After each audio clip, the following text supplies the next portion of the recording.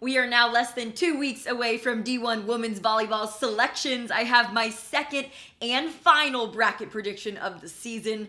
That is predicting what the 64-team field might look like based on where things are now and how the rest of the season could shake out.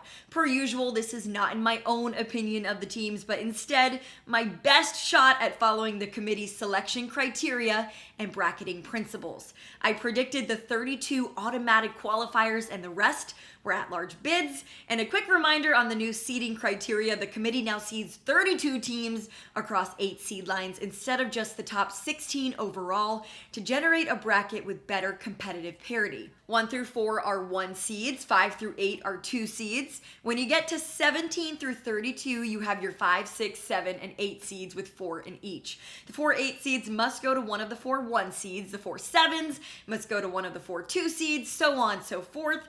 And you still have to follow travel rules when possible, meaning if a school can travel to another within 400 miles, it must happen before creating a flight. So here is the bracket. The top 4 teams overall, or 1 seeds, are Texas, Louisville, Ohio State, and Wisconsin.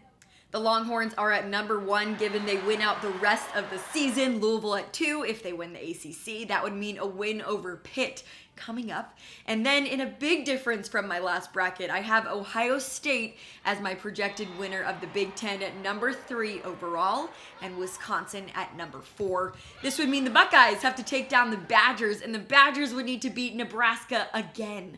My 2 seeds are Pittsburgh, San Diego, Stanford, and Nebraska. San Diego is a little lower based on RPI and Nebraska is 2 seed if they have another loss to Wisconsin.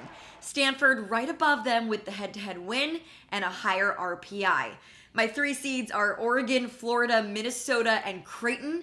Oregon has been viewed favorably in each of the committee's top 10 reveals and has the potential to win out. Florida would be the SEC champion, and Creighton would be the Big East champ, or at least have one more win over Marquette and a pretty high RPI. My 4 seeds are Kentucky, Houston, Baylor, and Marquette. My first 2 teams out of the top 16 right now are UCF and Georgia Tech. I went with Marquette with the higher RPI than both of them and bigger wins for the last host.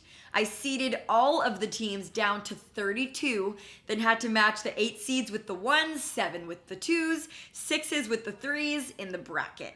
If you take a look at my bracket, Texas has Washington at 8 seed, Louisville has Auburn, Ohio State has Miami, Florida, and Wisconsin has FSU.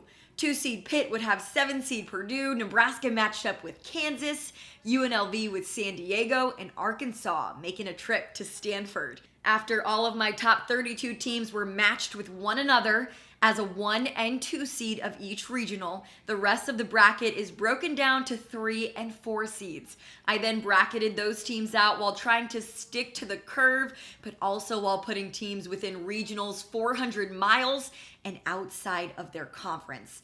I did successfully get a true 1, 2, 3, and 4 seed in every regional in this projection. That doesn't always happen. So there is my second and final bracket projection 2 weeks away from selections. As always, I have a more in-depth look on NCAA.com, so head over there for more.